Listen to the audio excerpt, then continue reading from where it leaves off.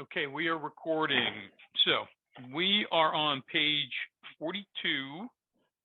We're just about through with chapter 3, more about alcoholism, and we are in the middle of Fred's story. And because we're in the middle of it, and there's so much going on in this story, David's going to recap it. And I'm seeing some faces here that weren't here last week, so I think it's all the more reason to give us a strong recap about where we are in Fred's story before we jump back into it. Please. Okay, hey y'all. My name is David. I am a recovered alcoholic. We're in Fred's story here. So I'll just, like David said, I'll just do a brief summary of where we've been at so far. Fred's real name is Harry B. from the great state of New York, Great Bert. And so his story, his real story, if you ever want to read, it's in the first edition. It's called A Different Slant. In the first edition is on page 252. You can also Google that. So let's remember who Fred is. Fred is a partner in a well-known accounting firm. So a partner, way up in the ranks, worked his way up through the ladder to get to the top of this accounting firm. He has a great home. He's a happily married man, father of promising college-age kids. His great personality. He's a successful business. But he's an alcoholic.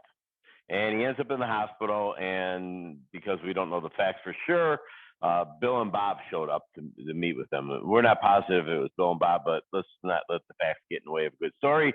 Let's put Bill and Bob in that town's hospital with Fred. So when he gets in there, he pretty much just tells Bill and Bob, I'm just in here to rest my nerves.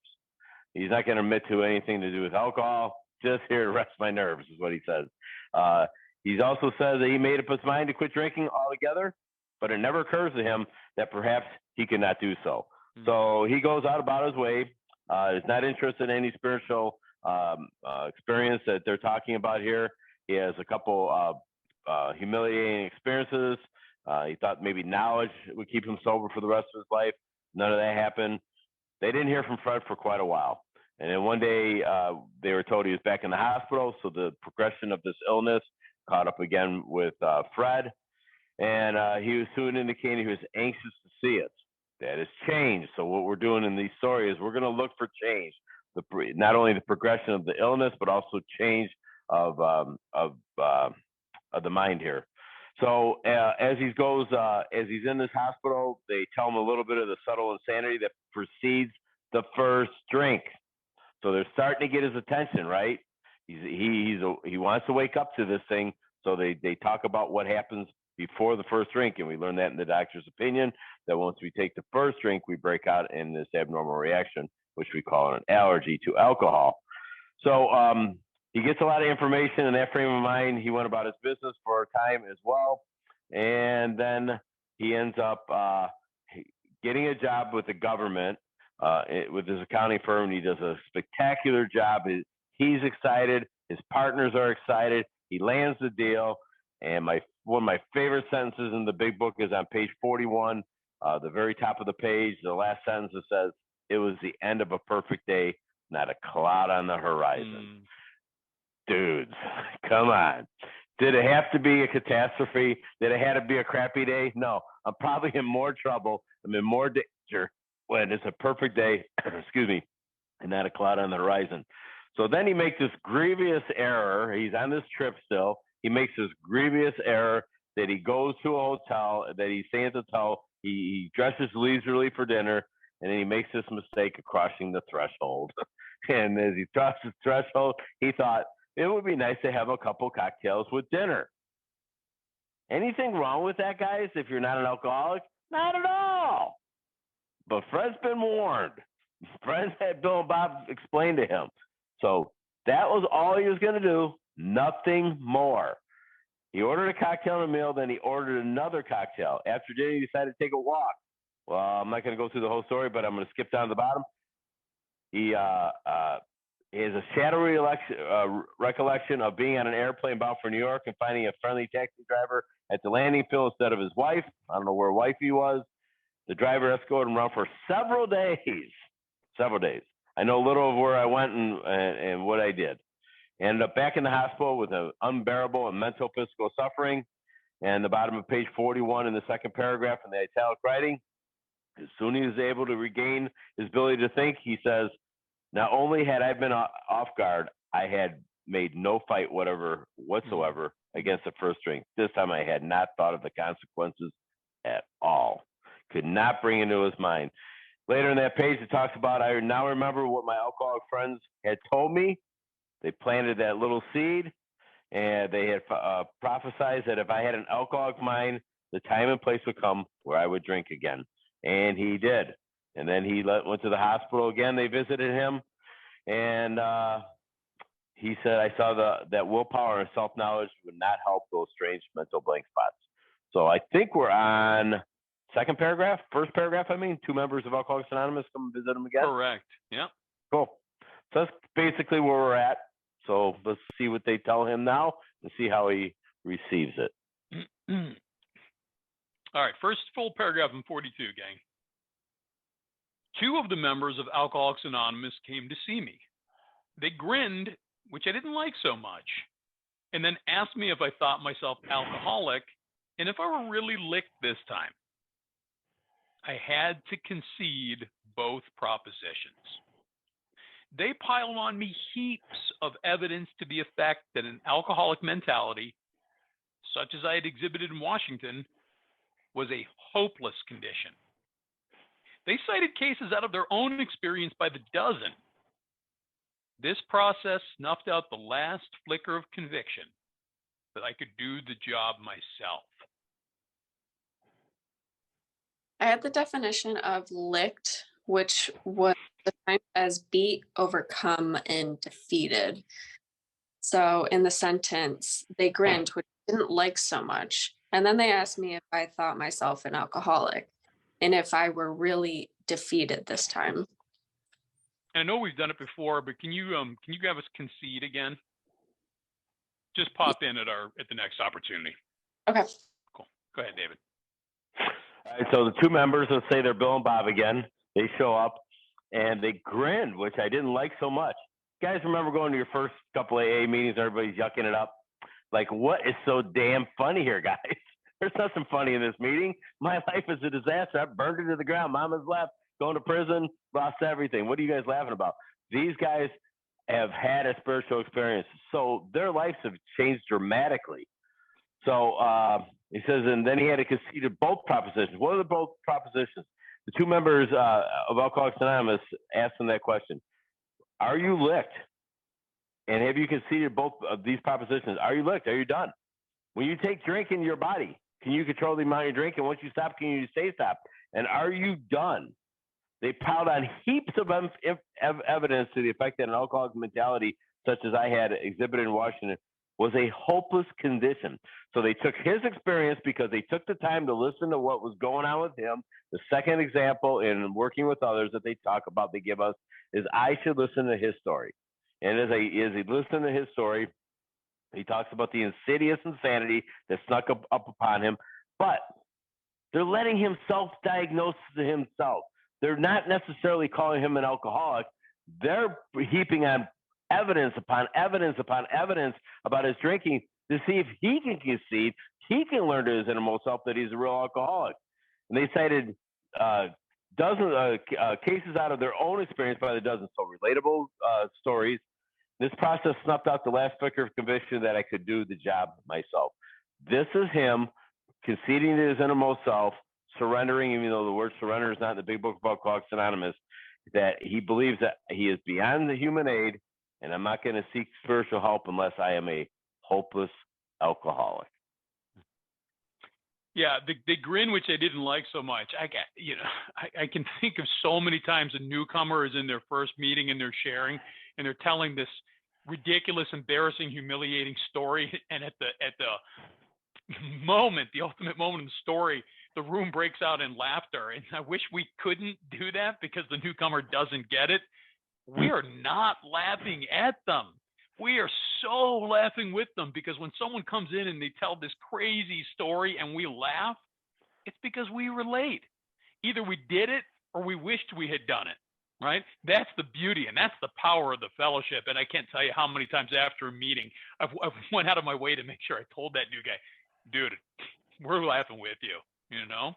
But we've been there, and so we have to be able to, roll with a story like this. And that's really what this, the majority of this paragraph is about, is setting up, or in this case, they had tried to establish a rapport with Fred before. I mean, they did, because when he was back in the hospital, he wanted to see the guys again, finally. So they had established a rapport, even though Fred didn't think he was ready to, to concede that he was a real alcoholic or that he needed a spiritual solution. Now, after this, at the events of Washington and New York, all of a sudden he had some willingness beaten into him by King Alcohol, right? Enough beatings. And so what do Bill and Bob do? They don't go in there. They don't say, we told you so, but they probably said, yeah, we warned you this might happen. We're glad you called us. And by the way, we get it. You're not a bad guy. You're not shameful. Tell us about it. Oh yeah, Bob did this, Bill did that, and there was another time, and there was another time. This is how we establish rapport. And we've got a buddy of ours out here, John Ryan, and he's a good buddy of David and I, and he respects how much we love the Big Book, and we're always trying to get newcomers in the Big Book. But he said to us on a number of times, hey, get to know the guy for a few minutes before you smack him in the head with the Big Book. And he's right? Sometimes sitting down for a half an hour of coffee with the prospect, just getting to know each other and trading a couple stories, builds that simple rapport and builds up some trust, so that then we can get them rapidly into the work to hopefully help them save their lives quickly. And then, the conclusion of the paragraph is so important.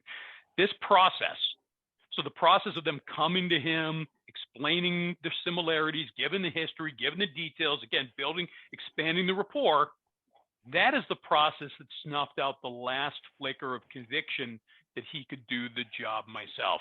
Maybe at this point, at the end of this paragraph, he still didn't understand the magnitude of what he was going to need to do with pursuing the spiritual solution, but at least he understood he, at the minimum, was going to need Bill and Bob's help, because he couldn't do it on his own. All of his other successes in life failed him as far as alcoholism was concerned. I did have the definition of concede, and then Howard and Kathy put another one, and that's really good. Oh, awesome. So the 1938 dictionary of concede is to admit to be true, to acknowledge. So I had to admit to be true or acknowledge both propositions. And then Howard and Kathy typed in the chat, concede is defined as absolute, total, unconditional surrender. Awesome. Thank you. And then Terry from the Peanut Gallery was asking for another definition from the old dictionary, if you can find that one for us too. Yep. Continuing along. Then they outlined the spiritual answer and program of action, which 100 of them had followed successfully. Though I had been only a nominal churchman, their proposals were not intellectually hard to swallow. But the program of action, though entirely sensible, was pretty drastic. It meant I would have to throw several lifelong conceptions out of the window. That was not easy. But the moment I made up my mind to go through with the process, I had the curious feeling that my alcoholic condition was relieved, as in fact it proved to be. So they outline the spiritual answer. So again, they're going to give them Bill and Bob. I got to give the guy a vision. I have to give him a vision. I have to do that when I'm sitting down with the new guy. It can't be all gloom and doom. Mm-hmm. And the spiritual answer is that lack of power, first of all, is my problem. That is my dilemma. And the answer must be power. So I must find a power greater than myself.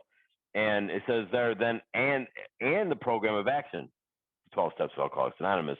And the directions are here in the Big Book of Alcoholics Anonymous, which 100 of them have followed successfully. So we're talking about the first 100 has success. They did not have to take a drink again. They had permanent sobriety.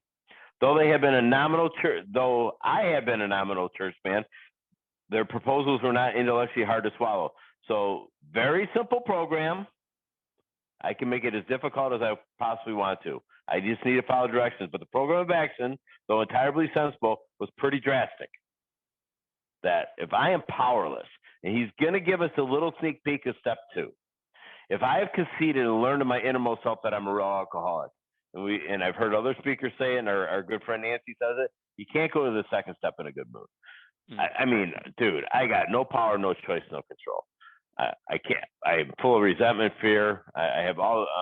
I can't remove any of those things on my own. My troubles are my own making. All these things I find out about myself. If I'm powerless, what do I need? The opposite of power. I need to have power, and that's the second step. Came to believe that a power greater than myself, and it can't be a human power, can restore me to sanity. The truth from the false. I know the truth from the false. Then this sentence here in the middle of that paragraph. I meant I would have to throw several lifelong conceptions out the window.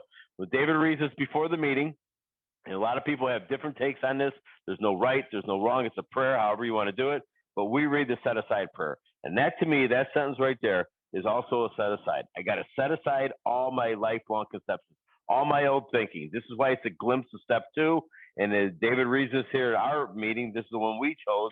It says, God, please set aside everything I think I know about myself, my unmanageability, my spiritual path in you, for an open mind and a new experience of myself, my unmanageability, my spiritual path, and especially you.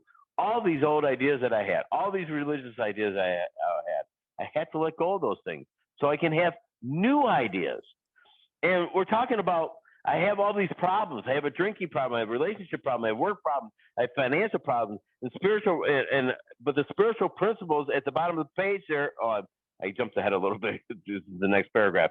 You have to wait for the answer for that. But it says, but the moment I made up my mind to go through with the process, I had the curious feeling that my alcohol condition was relieved, as in fact it proved to be. That was my experience at 3 months sober. That I had this, I knew that I would never have to take a drink again as long as I prayed first and did whatever I took to stay clean and sober. Meaning I did the work.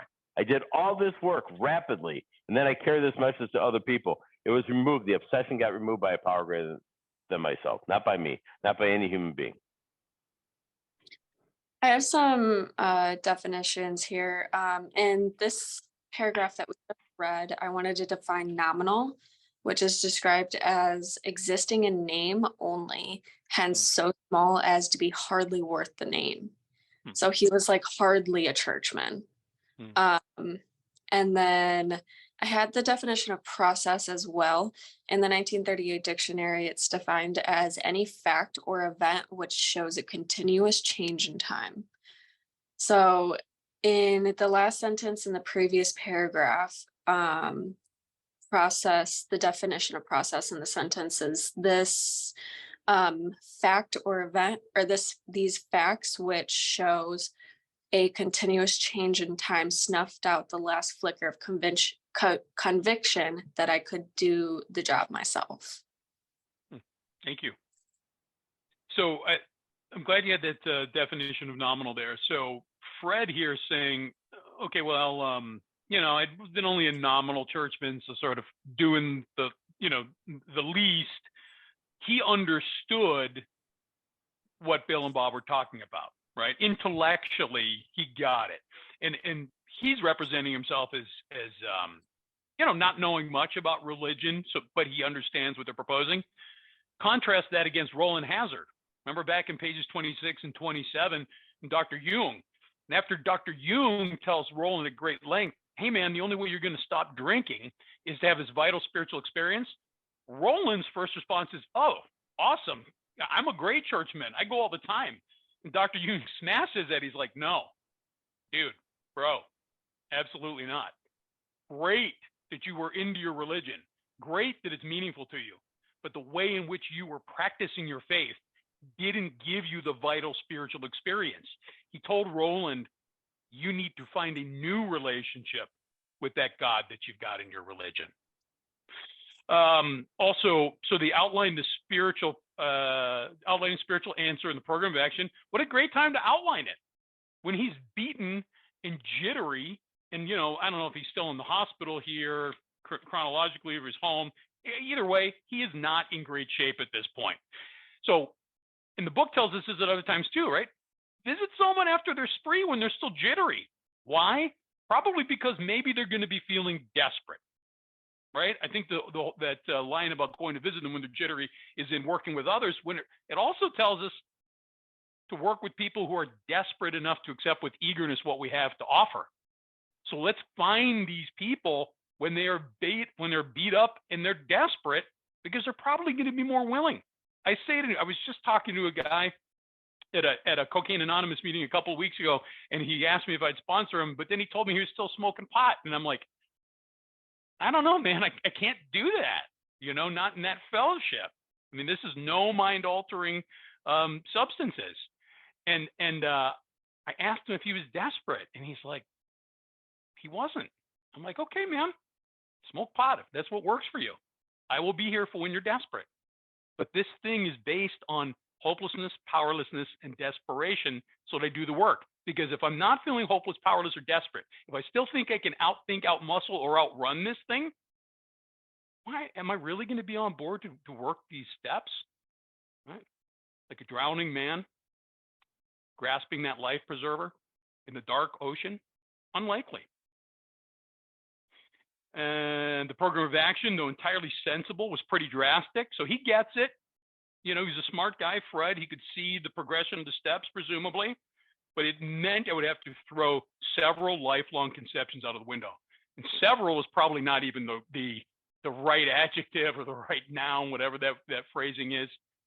I had to throw out almost all of my thinking, all of my feeling, all of my beliefs, right? I had to put those I had to be willing to start to lay aside those prejudices. Because again, if I clung onto those, how is it that I was going to be able to walk a new path? Right?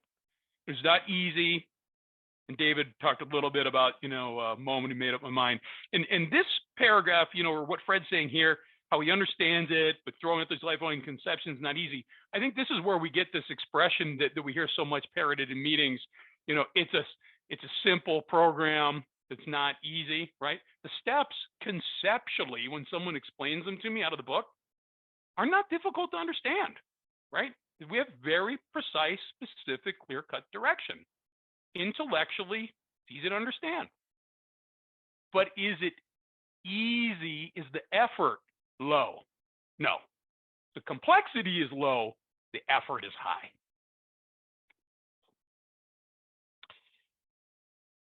Quite as important was the discovery that spiritual principles would solve all my problems. I have since been brought into a way of living infinitely more satisfying and, I hope, more useful than the life I lived before. My old manner of life was by no means a bad one, but I would not exchange its best moments for the worst I have now. I would not go back to it, even if I could. Sam or Ash, nothing? Okay. Go ahead, David. Okay, so let me back up just a little bit in that last paragraph to set this up here too. David brought it up at the very end of the paragraph. It says, but the moment I made up my mind to go through with the process. So let's just say I'm teaching this to a sponsee, to a protege, or I'm learning it in another study. So I'm going through this process here too. Do I have faith that these last 42 pages that I have right here will get me to the first step, will get me to my first step? I mean, this is a lot of information now. Next page, page 43, we have 53 total pages that are addressing what happens to the alcoholic when he puts alcohol in his body. We're not going to be talking about symptoms after page 43. We're going to be talking about solution here real soon here. But bottom of that paragraph, quite as important was the discovery that spiritual principles will solve all my problems. And that's what I jumped ahead a little bit. My drinking, my relationships, my finances, my work, all these spiritual conditions, my unmanageability, that's what I described there. These principles solve all my problems. This is my fact. This is a fact of millions of others. See, the first step says that I'm powerless over alcohol, a problem, not the problem.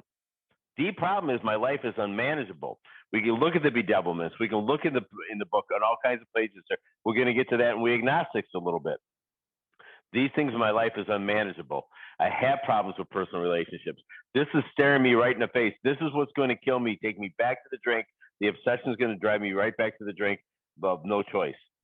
Top of page 43, It says, I have since been brought into a way of living infinitely more satisfying. My life right away was not that great. Don't get me wrong. I had a hard time blending in with my family. I had not been sober for the whole time my kids were little. It was really hard to adjust to that. But what I found out was I went to enough meetings and I studied this book and worked these steps quickly, and I got to God. And God started putting people in my life that were demonstrations on how to be a father. I honestly didn't know how to do it. I have 5 daughters, guys. 5 daughters, and I woke up to that one day. Honest to God, that's how it was. I was an absentee for the most part. And I had to learn how to do that. And I remember going over to my buddy Kenny's house, and I watched him interact with his children, and I went, boy, I want to know how to do that. That was just amazing how he sat down and he didn't worry about the mess, the clutter, the crayons, all the stuff. He just sat down and participated with his kids, And I'm a chameleon, guys. If your favorite color is blue, guess what? So is mine. And I'm a chameleon. You hang around with enough good people that got places in your life, you'll want to change. And I wanted to change. And I took what I learned from him and I went home and practiced that and demonstrated that same thing in my family, in my life, in my kids' life. And I learned how to be a better dad. I learned how to be a better neighbor. I learned how to go to work every day because of other people in Alcoholics Anonymous. I learned how to do these things through your demonstrations. I didn't have a clue on how to do that on a daily basis, and I did. It says, I hope more useful than the life I lived before. A lot of times people, I think they take that little sentence and take it out of context. I think they said, well, my worst day sober is better, my best day sober is not worse than my best day drunk or something like that. I never get it right. The other way around. Okay, the other way around, though. No, I had some really good days when I was drinking, guys. I met my wife when I was drinking. We had a couple of drinks. We hopped on an airplane, like our third date, and they took her to Jamaica. That's how I lived. I was crazy like that. It was a lot of fun. But alcohol I had not crossed that line yet. And probably about the day I put the ring on her fingers, the day I crossed that line, and it was all bets are off after that. But no, I've had some down in the dump days. We can go to about page 14 and 15. We're going to have trials and low spots in our life. I need to stay spiritually fit every day. It says, my old manner of life was by no means a bad one, but I would not exchange it for the best moments, the worst ones I have now. I don't do anything alone, guys. Nothing. I have a 10-step. Oh my God. It gives me 5 spiritual disciplines that I'm supposed to be doing, watching for. I'm supposed to ask. I'm supposed to discuss. I'm supposed to make amends, and I'm supposed to turn. If I'm doing those 5 things, no matter what I do during the day, I am not alone. I'm including God in that thing, and I'm also making reparation, and I'm also turning my thoughts to someone else and discussing it with one of my running buddies. I don't do anything alone, good and bad. And I've had a lot of good 24 hours. Had a couple down in the dump days. And it says I would not go back to it even if I could. And later in the book, it talks about it a couple of times too. Even if I could drink, I wouldn't drink. I love being sober. And the last thing I'll say is I remember being in a meeting when I got sober and somebody brought up, what if they came up with a pill that would not allow you to ever take a drink again? It would remove the obsession from you. I wouldn't take it. I would never take it. Why would I take that? I have a God that did that for me. I don't need a pill to do that. I have a power greater myself that removed the obsession from me when I was 3 months sober. I have a spiritual experience that I want to share with the world, everybody I come in contact with. Everybody I come in contact with. My life is not segmented in different areas today. I have a relationship with God from the moment I get up in the morning to the time I go to bed today, as long as I stay in a conscious contact with Him. It's not that difficult for me today if I practice this on a minute by minute, day by day basis. So quite as important was the discovery that spiritual principles would solve all my problems. Right? Well, me taking the steps and then me taking other people through the steps and being a part of, David was just talking about not being alone, right? Never alone when I've got God in the fellowship with me. Those spiritual principles of recovery, unity, and service, plus all the other ones we talked related to the various steps and traditions, are going to solve my problems because they're going to help me have that spiritual experience, right? Which is the promise of the 12th step. And then I'm going to keep giving back because once I get, I need to give, right? And that's why I got to carry the message to other people. And it's going to give me in this life It's infinitely more satisfying. Man, I don't see how that's not possible for 100% of us if we've done the work thoroughly and honestly, and we're continuing to live in those spiritual principles. He says, and I hope more useful than the life I had lived before. Very likely. What's one of those bedevilments? Having a feeling of uselessness. So if I go from having this feeling of uselessness, which by the way I did, I score 100% on the bedevilments list when I came in. So do I hope my life is more useful than the life I'd lived before? Again, doing the work thoroughly and honestly, it's pretty hard not to. My old manner of life is no means a bad one. I think David talked adequately about this. Would not go back to it even if I could. No thanks. We're so lucky. I'll steal this from David too. He says this a lot when he speaks. As former alcoholics, addicts who've overcome, our problem by getting to God, we get to live two lives in one. I had my whole life. I don't regret it. It got me to where I am today. But now I'm in life number 2 for David. It is way better, right? And to contemplate picking up a drink or a drug to find out that I was able to, no thanks. I got a greater purpose. I got a greater calling now. God doesn't want me drinking or drugging. So he doesn't put the idea in my head. Let me look at that last sentence too. It says, I would not go back to it even if I could. That sentence there is telling me that there's no choice. As if I have a choice whether or not I pick up a drink or drug. But he wouldn't go back even if he had a choice. I don't have a choice. I don't have a choice whether or not I pick up a drink ever again. This is why I need to stay spiritually fit all day long. My sponsor and I talk about this quite often because he works with new guys and so do I.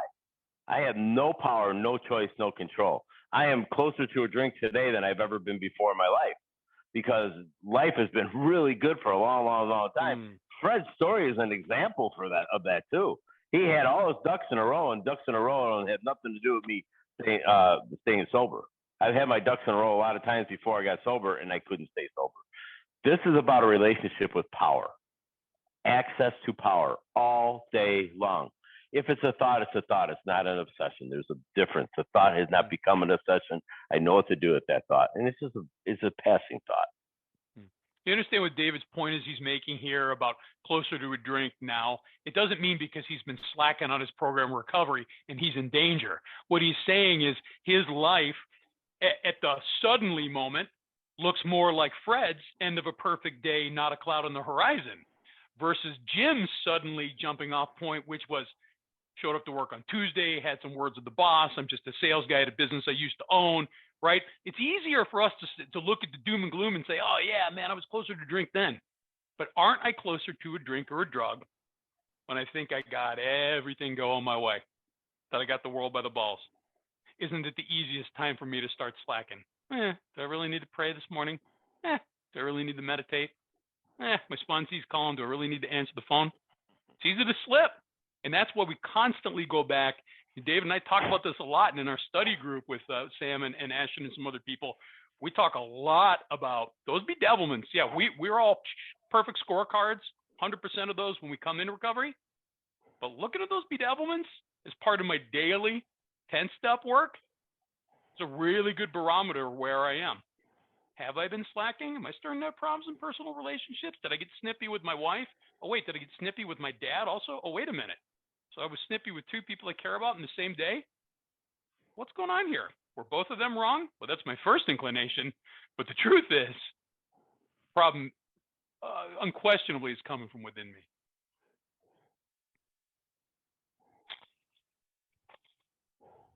Top of 43. Fred's story speaks for itself. We hope it strikes home to thousands like him. He felt only the first nip of the ringer. Most alcoholics have to be pretty badly mangled before they really commence to solve their problems. Don't have nip of the ringer? You want to look that up? It's like an old Look phrase. that up. See if you can find it. No pressure if you can. I'm going to try to incorporate that into a talk at one of my customers tomorrow about the first nip of the ringer. See how that goes. Look at me like, get out of here, dude. What's wrong with you? In the big book of Alcoholics Anonymous, they say there's no must, and Howard has come up with about 139 with the study group that we do on Sunday. Here's one here that looks just like a must. Most alcoholics have to be. That's a must. Pretty badly mangled. How about mangled? What does that look like? We need that definition too. Mangled doesn't sound very good. It sounds like you fell down the steps and every appendix on your body's going in a different direction, I'm pretty sure. Or you crash your car into a wall. That's pretty mangled. Before they really commence to solve their problems. That's a bottom. You know, when I told you guys about this bottom, if you've been here before, my bottom was a feeling that this is my life and it's never going to get better than this. Yes, my life was mangled. I was in a psych ward, going to go to jail for a long time. I'm going to probably lose my relationship with my wife and my kids and all these things and no finances. I'm going to be living in my car. Those are outside circumstances. I have an internal condition that needs to be solved with an internal solution. That's what the Big Book of Alcoholics Anonymous does. It's this treasure map to get me to the solution, which is a power greater than myself that can solve all my problems. So the have-tos and the had-tos and the musts, they're all over the Big Book of Alcoholics Anonymous. If we don't want to ever be pretty badly mangled ever again. Still looking for Nip of the Ringer? All right, I'll filibuster. If you can't find it, no big deal, Sam. We can always get to it next week or something. The only thing I wanted to talk about here is, again, remember, for context, this was written in 1939. Bill Wilson and Dr. Bob started, quote unquote, Alcoholics Anonymous when they came together in 1935. So 4 years in, call it roughly 100, as many as 100 people, clean and sober, through the steps, and they wrote this book of their experience. So what was their experience? Well, their experience was most alcoholics have to be pretty badly mangled before they really commence to solve their problems. I want to say this, 80 plus years later, with a lot more education and a lot more intervention and a lot more resources, people come in earlier and earlier, right? We got Ash, we got Sam, they're in their early to mid 20s, clean and sober, and God bless them. Those of us who came in our 30s, 40s, 50s, 60s, 70s, I once met a guy who came in, he was 92 years old, right? Think about how much time is spared when young people can come in and get the God and get their lives. We got Abby here too. She's the same age, right? Got all of our friends here. Come in, get sober, don't mangle your lives, right? This is the message we need to be carrying too, right? This nonsense of, young people come into meetings and these crusty old, I'm going to swear, these crusty old fucks, I spilt more beer than you ever drank. How the hell is that helping anybody, right? Somebody says that, they're clearly not spiritually fit. That's just nonsense ego, right? It's a blessing that we have people like Sam and Ash and Abby, and maybe there's, I don't know, lots of gray hairs here like me. I'm looking at the three of them because they're young, but maybe there's some other youngsters here sparing themselves. Let's not let people have to get mangled. Now, all that being said, being mangled is subjective. Right? If you talk to Sam and she's heard my story and David's story and some other stories, she'll say, hey man, I didn't have the depths that you guys did. I didn't have to go to prison. I didn't have to, do this and do that. But how was I feeling inside? I can be badly mangled inside, my head, my heart, and my gut. And like David talked about, that was the feeling. That's adequate. Because the external circumstances are just an extra little catalyst that sometimes I need to get me going. But it's being dead inside that really makes me eligible for spiritual solution. I always do say it is nice to hear all your gray-haired stories, because then I know that's what my addiction would have looked like, but I know for sure we all felt the same inside. You're welcome, Sam. Hey, so I forgot about that. I've heard a speaker talk about this, the Nip of the Ringer before, so I actually looked it up, and I remember this. This is how old I am. Go back to that again. I remember my grandmother having a washing machine that had a ringer in it where you put the clothes and you roll it. Some of you guys know, right? Yeah. That's the ring, one that rings, especially a device in which laundry is pressed between rollers to extract water. And Ashton needs to be unmuted. If you get a chance, make her co-host, please. Oh. She's going to jump in on the next paragraph. Yeah, sorry. I forgot to make you co-host. It's okay. So that's the ringer. I forgot some speaker I heard one time explain that. I thought he did a pretty good job, and it reminded me to look it up. All right. Moving on. 43, second paragraph. Many doctors and psychiatrists agree with our conclusions. One of these men, staff member of a world-renowned hospital, recently made this statement to some of us. What you say about the general hopelessness of the average alcoholic's plight is, in my opinion, correct. As to two of you men whose stories I've heard, there's no doubt in my mind that you were 100% hopeless apart from divine help. Had you offered yourselves as patients at this hospital, I would not have taken you if I'd been able to avoid it. People like you are too heartbreaking. Though not a religious person, I have profound respect for the spiritual approach in such cases as yours. For most cases, there is virtually no other solution.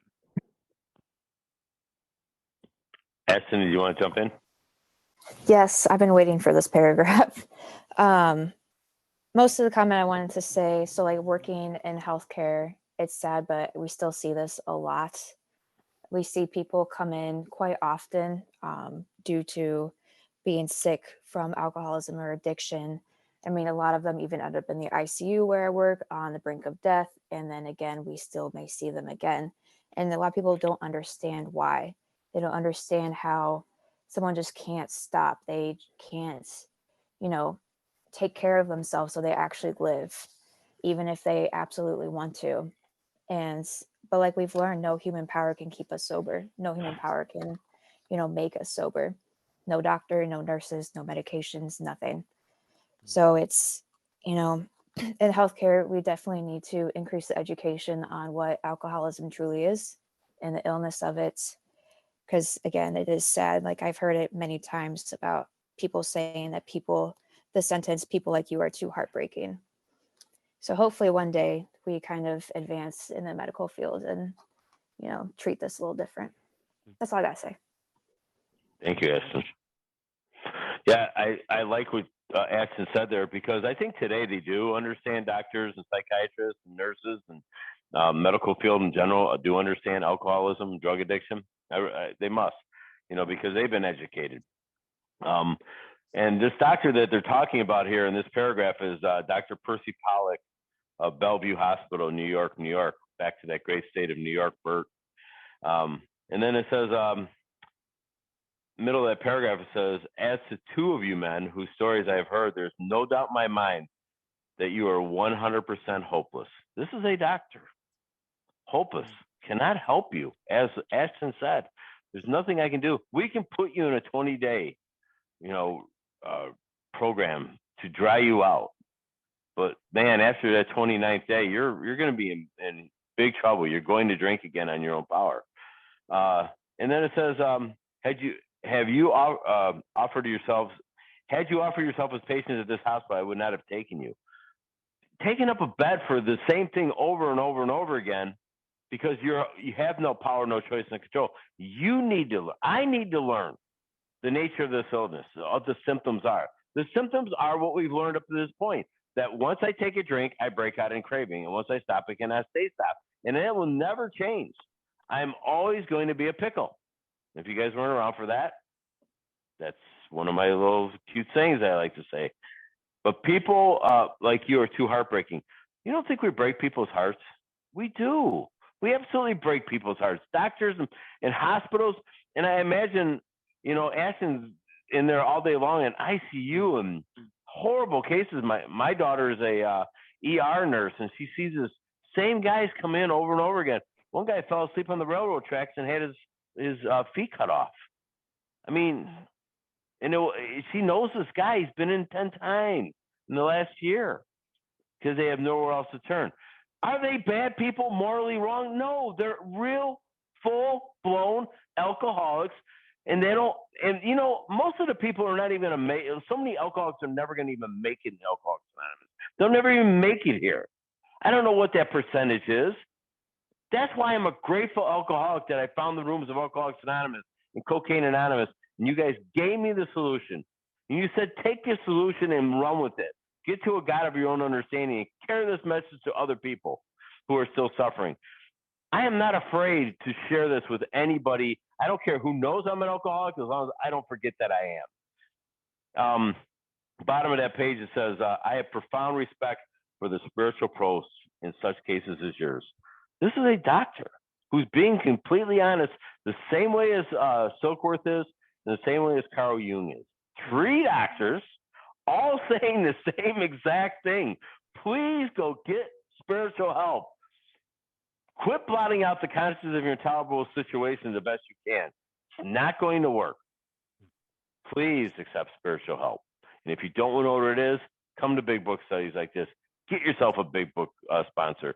Go through this text as if you're a drowning man, as if your ass is on fire, whatever it takes. I would do anything. I was still willing to go to any length today.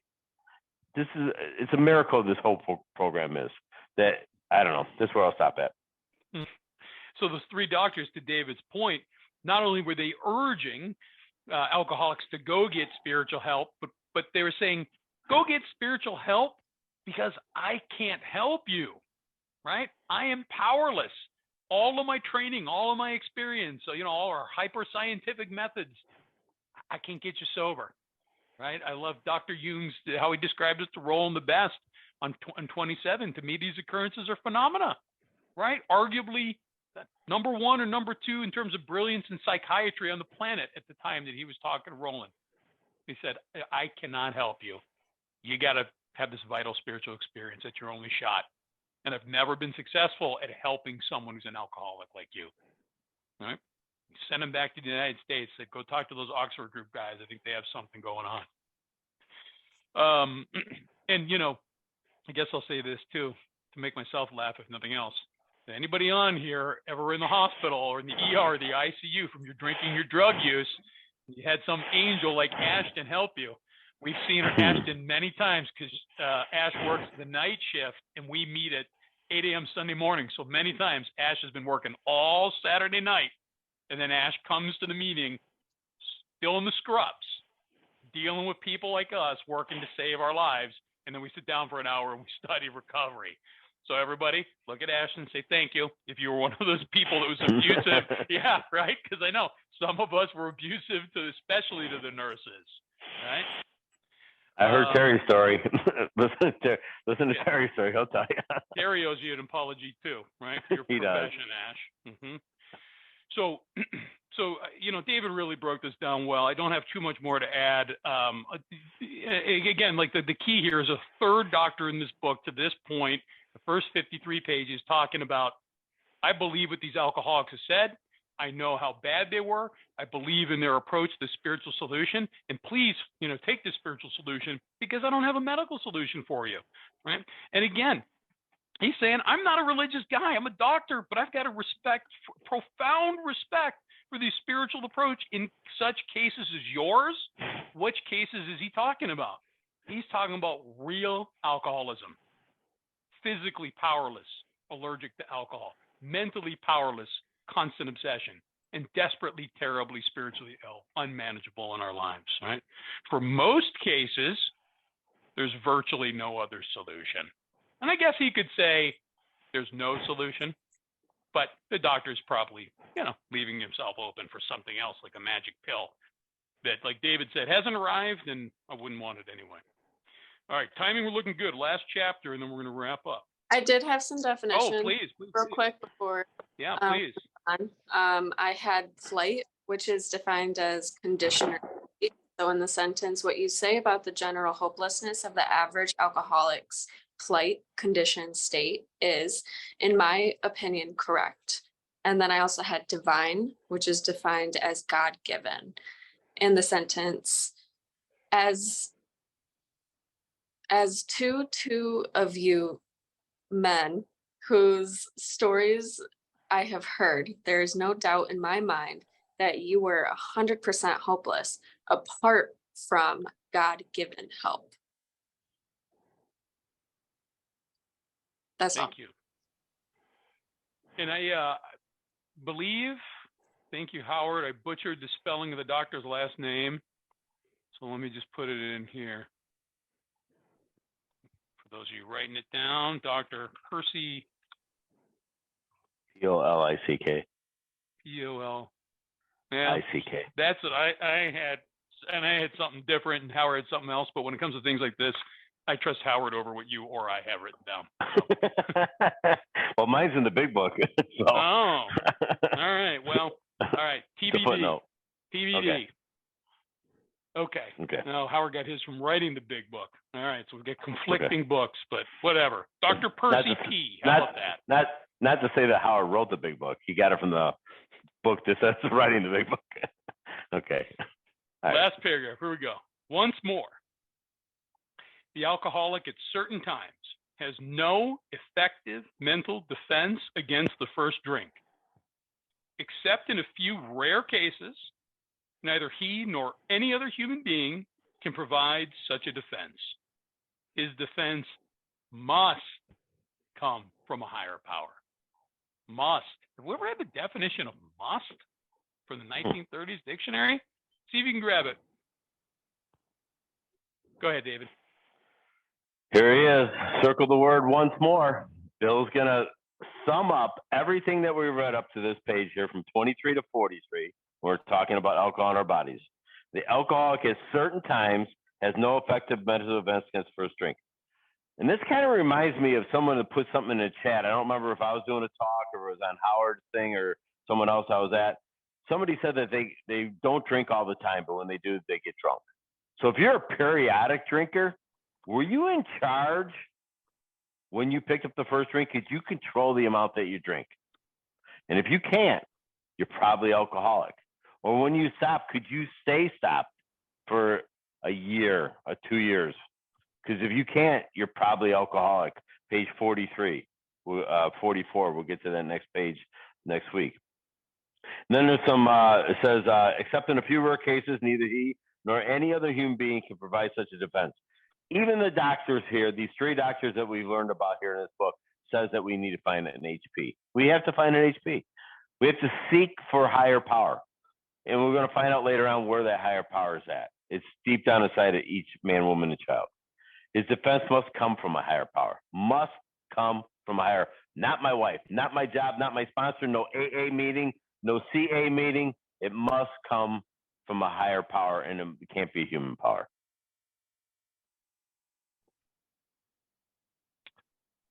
I did have the definition of must. Go, perfect. There's 2 good ones. To be obliged. Must is defined as to be obliged by physical or logical necessity. And then the second one, to be morally required. And then there's another one, to be compelled by perverse desire or perverse destiny to. Okay. Thank you, Sam. All right, I think we'll just leave it at that.